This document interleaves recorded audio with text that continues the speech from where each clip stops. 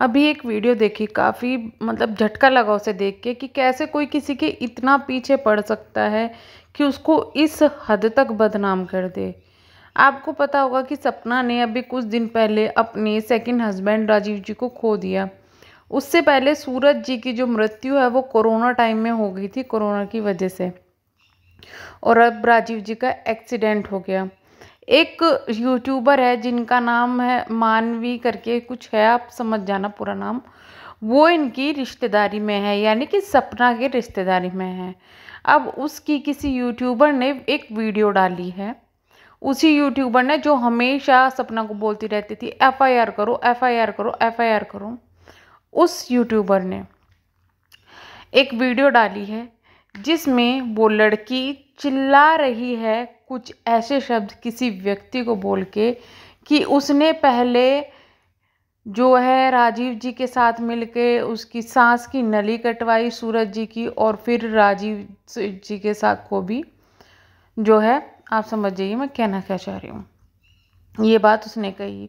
उसने कहा कि ये जब सपना करवा रही है कि मेरे घर के जो मैंने कैमरे वगैरह लगवाए हुए हैं वो सब कटवा दिए गए हैं, ये है वो है, ऐसी बातें बोली गई कि अब मैं एफआईआर करूँगी। चलो ठीक है, एफआईआर करेंगी।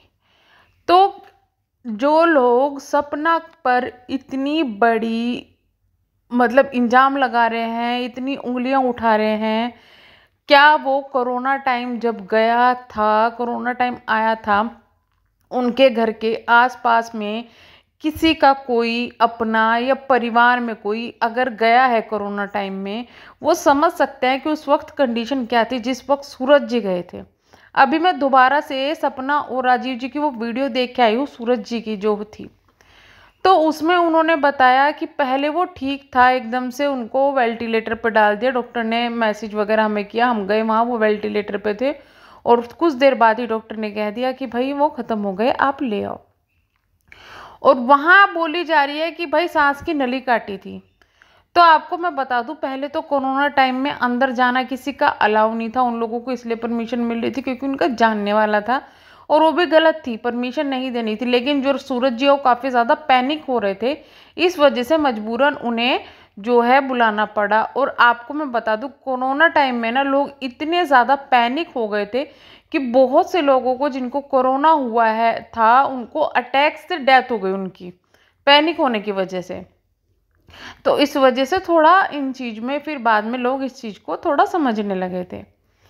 अब जब वो लोग उन्हें छोड़कर रात के टाइम घर गए, तभी उनकी हालत ख़राब हो गई, और आकर उन्होंने देखा तो वेंटिलेटर पे थे, और उसके बाद उनकी मृत्यु हो गई। तो अब आप बताइए कि इसमें राजीव जी और सपना कहाँ से उस वक्त में अंदर मौजूद हो गए जब उन्हें वेंटिलेटर पे डाला गया? वो तो घर थे। इस तरीके से किस तरीके से काट दी गई एकदम वो? और क्या आसपास में कोई नहीं था? मतलब ये तो सरकारी हॉस्पिटल पे भी उंगली उठा दी इन लोगों ने, है ना।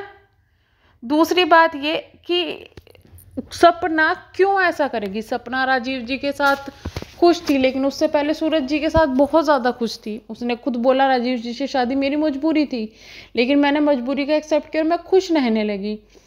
तो सपना को क्या, वो 24-25 साल की लड़की, उसको इतना खलनायिका बनाने की कोशिश की जा रही है कि वो तो बस क्या है कि उसने पहले अपने हस्बैंड को देवर के साथ मिलके मरवा दिया, फिर देवर को भी मरवा दिया। क्या, किस लिए? कि वो बाद में अपनी देवर मतलब अपनी दोनों हस्बैंड की विधवा बन के अपने ससुराल में रहे, अपने दोनों लड़कियों को पाले, इसलिए मरवा दिया उसने।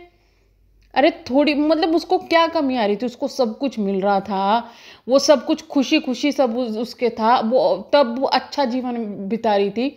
उसको क्या ऐसी पड़ रही थी तो भाई कि उसे अकेले जीवन बिताना है? इतना इतना थोड़ा सा माइंड भी ऐसा उसने, लड़की ने क्या उनके दोनों के जाने के बाद में पा लिया जिसकी वजह से वो ऐसा कर रही है? प्रॉपर्टी का तो ये लालच हो नहीं सकता, क्योंकि प्रॉपर्टी तो उसकी जब भी थी, जब वो दोनों थे तब भी प्रॉपर्टी थी, है ना। और अब भी प्रॉपर्टी उसके हाथ में है, तो प्रॉपर्टी का तो ये लालच हो नहीं सकता है। प्रॉपर्टी अगर कोई लड़की लेके के लिए ऐसा करेगी तो लेके चली जाएगी। सपना लेके अपने घर चली जाती, कोई क्या कर लेता उसका।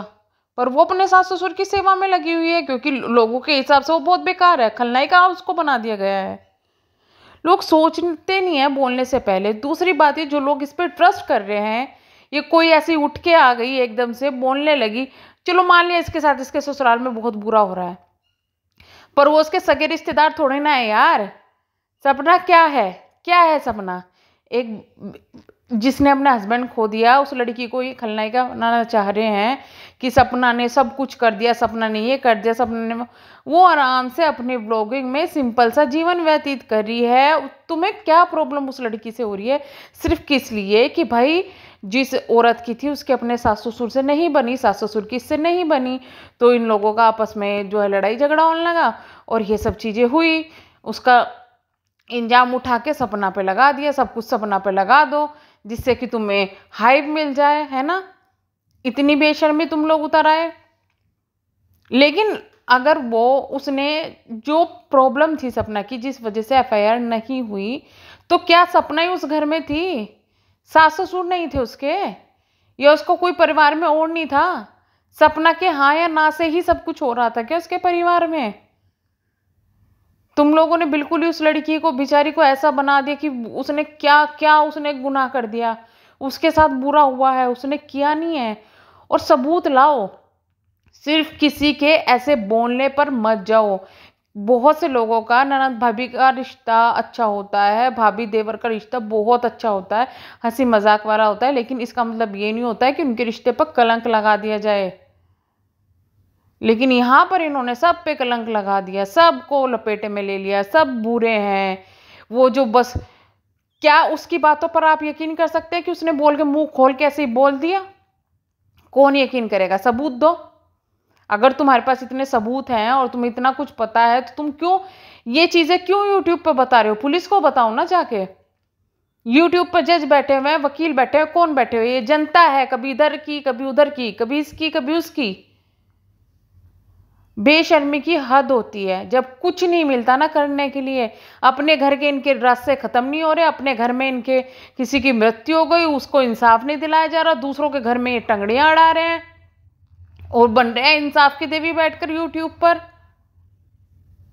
ये इंसाफ दिलाएंगे? अरे अपने घर का इंसाफ कर लो पहले, जो घर में हुआ उनको इंसाफ दिला लो, बाद में दिला लेना सपना को।